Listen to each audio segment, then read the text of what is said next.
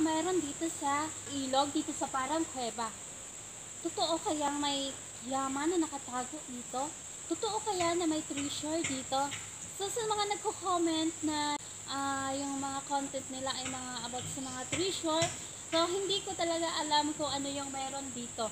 So ang alam ko lang talaga ay butas. Rock formation dito sa Libdong River sa Odjangan, Romblon. At saka ang meron dito, mga nakaukit ng mga pusong nagmamahalan. Ito.